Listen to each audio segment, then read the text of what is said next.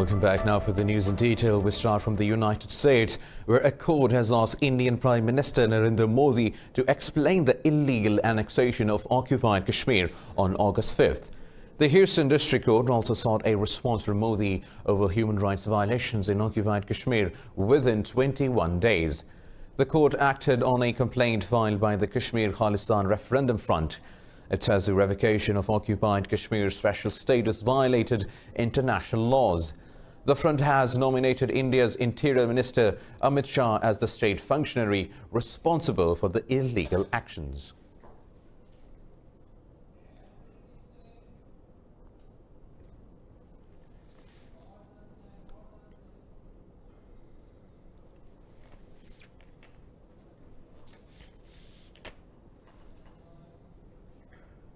In another development, Saudi Arabia's King Salman bin Abdul Aziz has assured Pakistan's Prime Minister Imran Khan of the kingdom's support for Kashmir.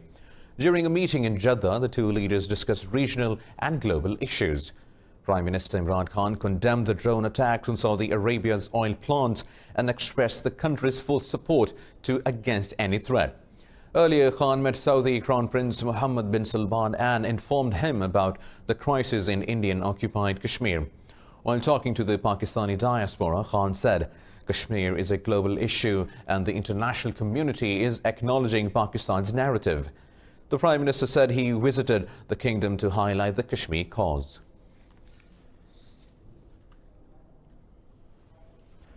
A BBC report says Indian authorities have moved hundreds of detained Kashmiris to jails elsewhere in the country. 80 of them are being held in Agra, some 700 kilometers away from home. The report says the jailed Kashmiris are not even allowed to meet their families. India has detained thousands of Kashmiris since it stripped the region of its autonomy on 5th of August. Meanwhile, India's lockdown of the occupied valley has entered its 47th day. Mobile phone networks, landlines and the internet are still cut off, while occupation forces continue to arrest people.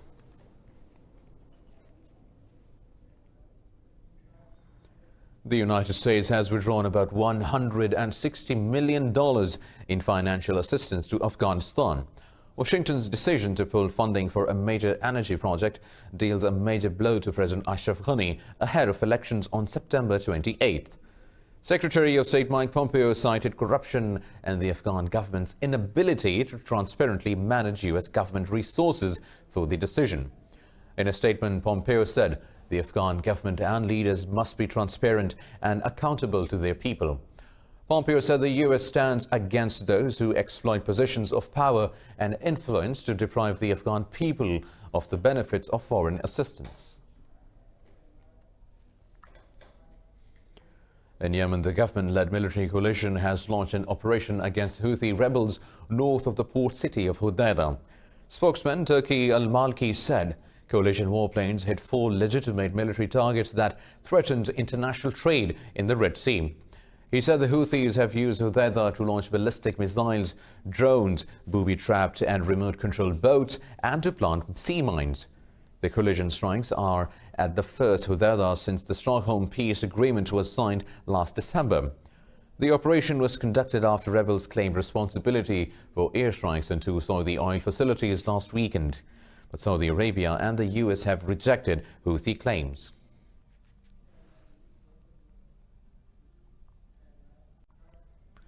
Russia and China have vetoed a United Nations Security Council resolution for a ceasefire in Syria's Idlib province. 12 members voted in favor of the resolution drafted by Kuwait, Belgium and Germany. Russia and China also put forward their resolution demanding a truce with exemption for anti-terrorist operations. But it also failed to get approval of the member states, as only Russia and China backed their own draft. 9 members voted against the resolution, while South Africa, Indonesia, Ivory Coast and Equatorial Guinea abstained. Idlib is the last major rebel-held bastion in Syria after 8 years of war. Israel's center-left Blue and White Party has rejected Prime Minister Benjamin Netanyahu's offer to form a unity government. Talking to reporters, leader Benny Gantz said that in the event a broad unity government is formed, he should be the Prime Minister. This report has more.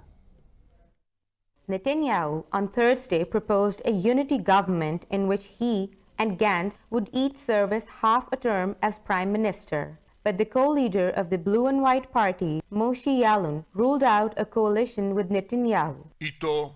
With him, it will not work. We would not enter a coalition led by Netanyahu. We came to fix things, to heal rifts, get the country back on track. Because with him, it will not work. Responding, Netanyahu said he was surprised and disappointed by the rejection of his offer. After counting of nearly all votes for the 120-seat Knesset, Gantz's party has 33 seats. Meanwhile, Netanyahu's Likud is trailing with 31 seats. Increased Arab participation was a major trend in the Israel do-over elections on Tuesday. Israeli Arabs say dislike of Prime Minister Benjamin Netanyahu and fear of his discriminatory policies motivated them to go out and vote.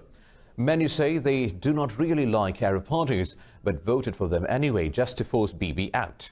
More in this report. Like most other Israeli Arabs, Samir Farig had never thought of voting for an Arab political party before. The 54-year-old was an ardent supporter of the Israeli Labour Party, which is dominated by the country's Jewish majority. But all of this changed this past Tuesday. We are living in Israel, and we have, I think, we pay everything. We pay all the taxes that they need, and we do everything that they ask us. But to get the rights and depend on the rules that he decide and his parties. Samir is part of a larger political wave which saw Arabs returning to Arab political parties. Despite making up 20% of the population, Arabs complain of discrimination in Israel's Jewish majority areas. We voted for the joint list so we can have members of the Knesset that are on our side and will give us our rights, not give rights to others. Exactly like the Jews, nothing different. In Nazareth, Israel's largest Arab city, turnout was 15% higher than in the April elections. This should not be surprising, considering the kinds of threats incumbent Prime Minister Benjamin Netanyahu has made against the Arab population. Last year, he passed a law declaring the country a Jewish state and downgraded Arab status as a national language. But it seems Arabs aren't willing to go down without a fight. Meanwhile, the US says it wants peaceful resolution of the crisis sparked by an attack on Saudi oil facilities last week. Addressing the media in Abu Dhabi, Secretary of State Mike Pompeo said the United States is seeking an alliance to ensure peace in the region. Pompeo said he hopes Iran will also see the move the same way. Meanwhile, Russian Foreign Minister Sergei Lavrov said baseless accusations against Iran over the attacks are inflaming tensions. Lavrov urged all Gulf countries to start talks to defuse tensions.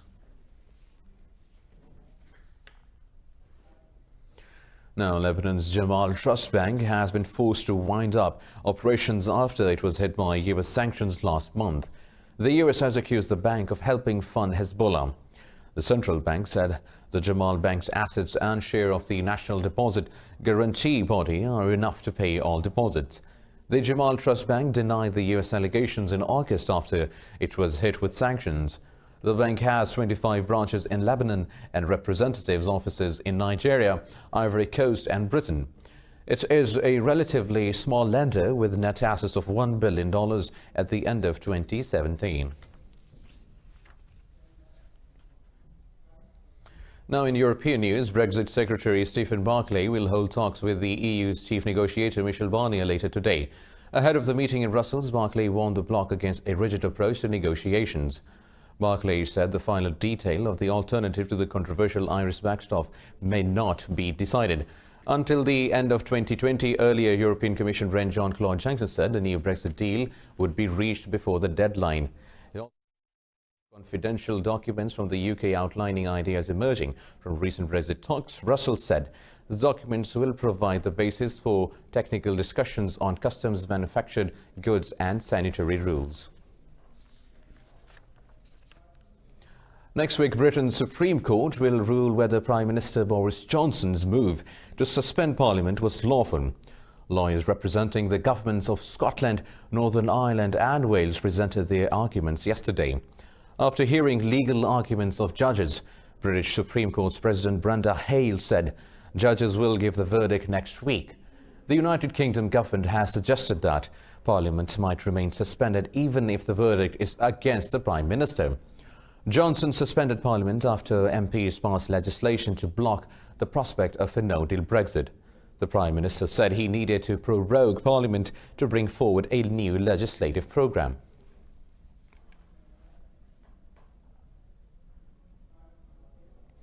The European Union says negotiations over a long-term transit of Russia's gas supplies through Ukraine to Europe have been constructive. Moscow and Kiev agreed to move again to try to form an agreement before the current one ends. The deal expires in January and the race is on to consent to a new contract. This report has more. Russia, Ukraine and the European Commission held trilateral gas talks at a political level in Brussels. Despite failing to reach a new gas transit deal, all parties expressed optimism for future discussions. I'm glad that we managed to create positive, working, constructive atmosphere between the ministers, Minister Novak and Minister Orgel. We agreed that they and the companies would also continue the discussion on bilateral levels. Moscow says the trilateral gas consultations turned out to be the most constructive in many years. In case Ukraine is unable to adopt these laws on gas unbundling in time, we are ready to work on the basis of the old contract, to propose to sign a temporary contract with Ukraine for the time needed to implement the EU law. Ukrainian Energy Minister Oleksiy Orzel said there is still a risk Russian gas deliveries could be interrupted. There is still a risk, but we are constructive and we are trying to do the needed work to sign the agreement on interconnection in accordance to European legislation and to sign the agreement on transportation. The tariff for this transportation depends on the volumes that will be transported through the Ukrainian infrastructure. Moscow is building direct pipelines to Europe to bypass Ukraine as its main gas route. Ukraine fears if Moscow stops gas supplies, parts of Kiev will be left without gas in freezing winter. Moving on, Georgian police have arrested 11 suspects in an operation to dismantle a child trafficking ring. Jointly executed by American and Australian agencies, the operation is the biggest of its kind in the former Soviet Republic. The parents of some of the children are among those arrested. An American and an Australian citizen were also arrested. The Australian police says the arrests will have a significant effect on child trafficking rings. Georgia's Interior Ministry says the suspects face life in jail if found guilty of child trafficking.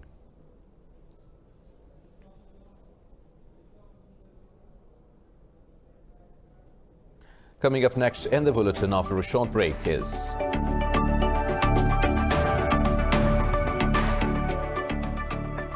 "12 towns facing absolute water scarcity."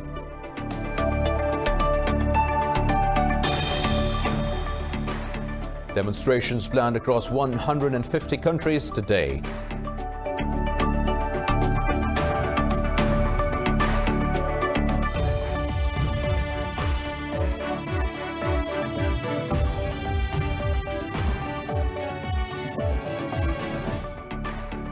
Welcome back. Now moving on with the news stories. One person has been killed and 5 wounded in a shooting in Washington. Local police say at least 2 people have sustained life-threatening injuries. The gunfire erupted in the Columbia Heights neighborhood, about 3 kilometers from the White House. Police said the victims include 5 males and 1 female. They said they are looking for a car with 2 men armed with an AK-style rifle. Meanwhile, 28 people have been killed in the Democratic Republic of Congo in the past 2 days. A statement by the UN Stabilizing Mission says assailants attacked displacement camps and villages across northeastern Ituri province. The The statement said a series of attacks targeted civilians, including children. The victims were fleeing a resurgence of ethnic clashes between farming and herding communities. Since early June, violence has killed over 200 people and displaced another 300,000. Austrian MPs have rejected the EU's recently agreed trade deal with the South American Mercosur bloc. This has put the fate of the project in doubt. Several European states have raised concerns over the free trade agreement reached in June after 20 years of negotiations. In a parliamentary vote yesterday, 4 out of 5 Austria's main parties refused to back the agreement. This compels the Austrian government to vote against the deal at the EU summit next month. EU rules require all 28 member states and their parliaments ratify trade deals. France backed out of the deal in August over Brazilian President Jair Bolsonaro's stance on Amazon wildfires.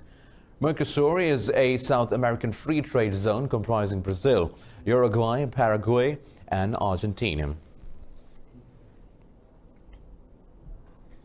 The symptoms of climate change are more rapidly apparent today than ever before. Environmental disasters, including heat waves, droughts, and hurricanes, are now occurring with unforeseen frequency. Watch this report on how several small towns are on the brink of absolute water scarcity. Despite sitting with the basin of Australia's biggest river system, the town of Stanthorpe is set to run dry by this Christmas. This is also true for 11 other towns nearby. Australia now has no choice but to truck in water at a monthly cost of $690,000. When you get to this level of, I suppose, despair is a big word, but sometimes that's how you feel. Sometimes I just sit and cry. Farmers warn the ongoing drought will cost the Australian region's economy almost $70 million this harvest season. This has already had a domino effect on the economy, with several small businesses on the brink of shutting down in the 12 affected towns. I mean, I watch the radar on the Weather Channel, and I've seen patches of rain either go below us or above us. I've even seen big patches head straight for us, and I think beauty, it's going to hit us, but it just splits before us, you know. So we just have to wait and see. The situation is made worse by frequent bushfires, which divert precious water resources. Despite this crisis, the Australian government continues to support the local coal mining and export industry, saying they're essential for economic growth. For now, it's opted to build more dams and put more stringent restrictions on water use. However, local authorities are struggling to keep the Australian river basin from going bone dry. In Bolivia, water resources are running dry in La Paz, the world's highest city. Locals are trying to find new ways to tackle the situation. This report has more. As global temperatures rise, glaciers all over the world are melting into the sea, wasting precious freshwater resources. And South America is no different. The same is true for La Paz in Bolivia. As the Andean glaciers melt, locals are left facing a severe drought, with mismanagement making things worse. Now the sky-high city's 2.7 million citizens are finding new ways to get by. Water levels are already dropping. I mean, in the mountains, the snow is thawing. There isn't much left. The warming is affecting our country, mostly in La Paz. And because of these cases of water crisis that we lived through, that is why I take care of the water for the next generations. The local population are using washhouses for laundry, storing and recycling the rainwater. When we shower here at home, we recycle and use it also to try to not use up the potable water. Patricia Urquieta, an urban planning specialist, says no public policy to raise awareness about water scarcity has been initiated. This despite the fact that reports show La Paz could soon end up dry as a bone. The weather is changing. It is not like it was before. We used to wait for, let's say, spring and then the rainy season. Now it is happening already. In winter it rains as well. And sometimes in the rainy season it is hot. We are all subject to this. The Bolivian government has spent $64.7 million to construct 4 water reservoirs and supply systems from the lagoons of the surrounding Andean highlands. UNESCO warns climate change could cause the loss of 95% of Bolivia's permafrost by the year 2050. By 2099, this figure could rise to 99%. Tens of thousands of protesters across the world have responded to the call for climate change today. Protests are planned in some 150 countries. They will culminate in New York when Greta Thunberg will lead the march to UN headquarters next week. From the Pacific Island, which risks inundation, to other parts of the world, people are out on streets. They are calling on governments to take urgent action to stop environmental catastrophe. In Australia, the world's largest exporter of coal and liquid natural gas, people are urging the government to cut carbon emissions by 2030. Demonstrations have started in New Zealand, Australia, Thailand, Pakistan and South Korea, whereas more demonstrations would be seen as the day progresses.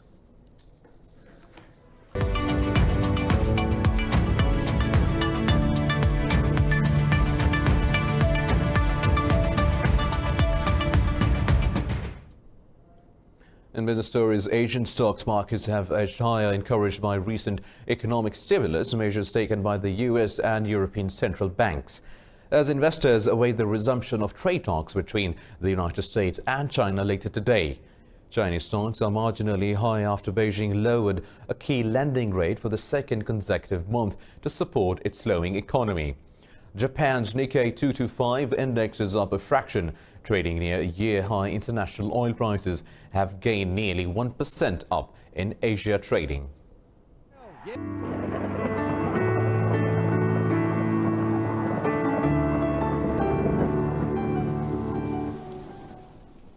Now let's have a look at the weather updates across the world.